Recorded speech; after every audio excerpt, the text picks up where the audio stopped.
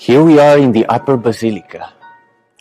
Giotto's life of Saint Francis fresco dominates us and silently speaks to us. Amazed by the infinite beauty of these 28 scenes, we look back at Francis's life. Yet there's one piece gone missing.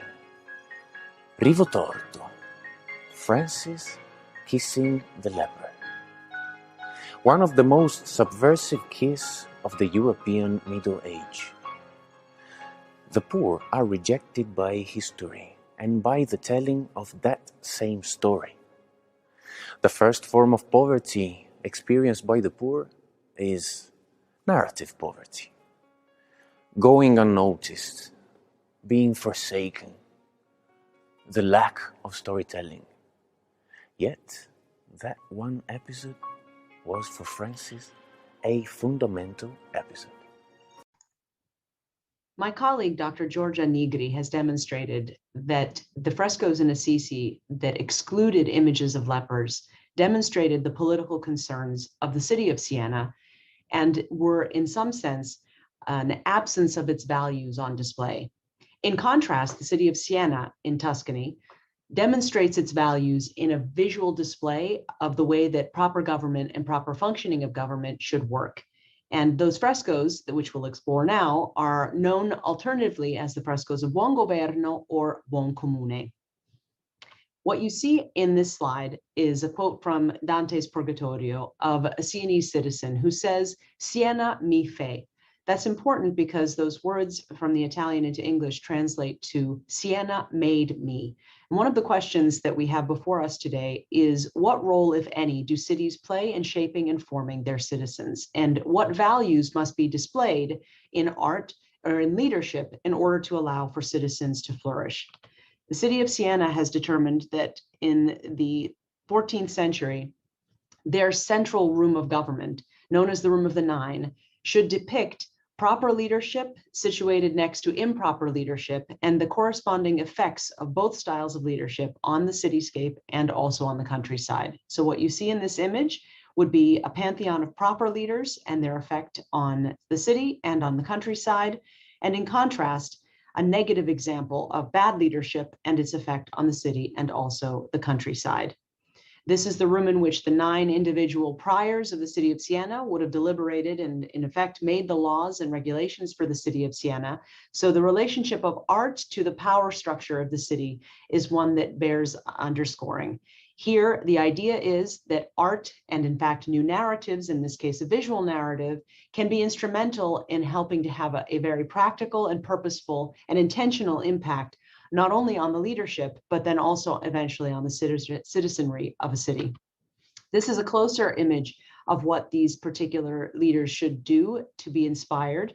They should surround themselves, as this allegorical leader has, with, in this case, cardinal and Christian virtues. Cardinal virtues represented here are peace, holding an olive branch, fortitude, covered in armor, prudence, as you can see, magnanimity, temperance, and not pictured next to temperance on the right-hand side is justice. Above are the Christian virtues of hope, charity, and faith, respectively.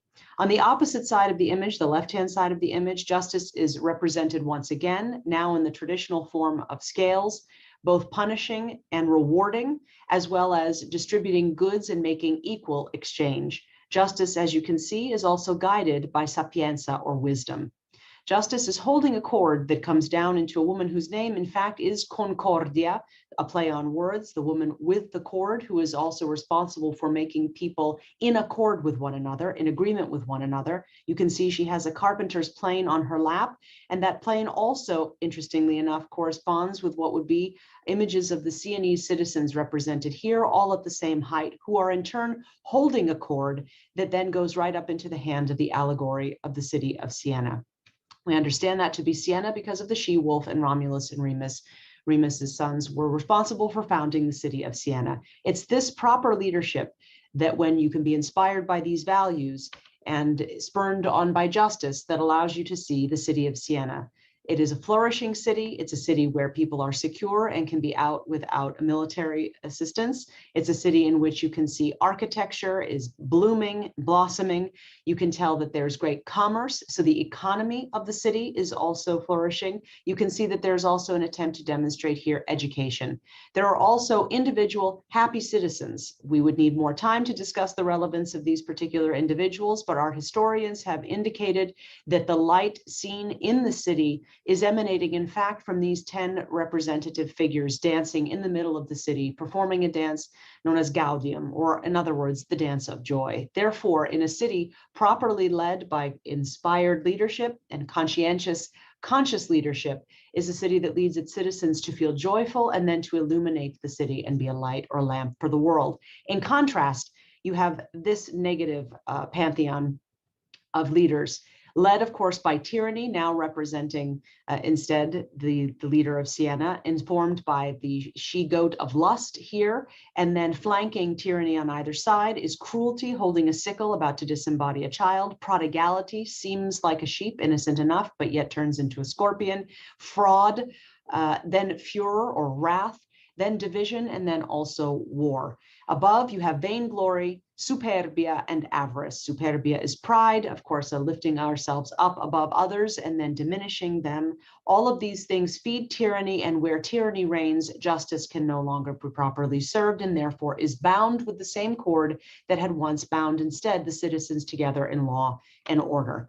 As a result of this leadership, you have a city that is destroyed with architecture falling apart, people roaming the city and pillaging. And then on the countryside, likewise destroyed, you have an image of someone named Timor, or fear. And upon that scroll is written the following words: because each seeks only his own good in this city, justice is subjected to tyranny. That is the second play on words in these frescoes that are known as the buon comune frescoes. The buon comune could either mean good governance or common wealth. And in this, we see that one who seeks only his own good, that is, one who seeks only self-interest, classifying these issues in economic terms, that it's not evil or tyranny or only poor leadership that adds to a disastrous city or countryside and is the antithesis of human flourishing, but it's rather self-interest alone that acts against the commonwealth. John Ruskin, and our historian, not referencing these frescoes in particular, makes a comment here that I think allows us to understand the significance of these frescoes. Continue to make that forbidden deity your principal one, and soon no more art, no more science, no more pleasure will be possible. Therefore, the deity of self-interest is to be avoided. Instead, we should aim to sanctify wealth into commonwealth, all of our art, literature, daily labors, domestic affection, and citizens' duty. Only in that sense will we be able to join and increase into a magnificent harmony, both our values and also our citizenry. And in that way, we make people. As John Ruskin notes, we'll know how to build well enough. We'll build with stone well, but with flesh better, temples not made with hands, but riveted of hearts. And that kind of marble, crimson veined, is indeed eternal. And that kind of art, I would say, is indeed magnificent. Thank you very much. Francis's fraternity is always partial and partisan because he's on the side of the victims. It's not the fraternity of neighbors. It's not the fraternity of equals. It's not a simple fraternity. It is an unlikely fraternity and sorority. It's very difficult to talk about this poverty and fraternity. Only some artists and writers have been able to do it.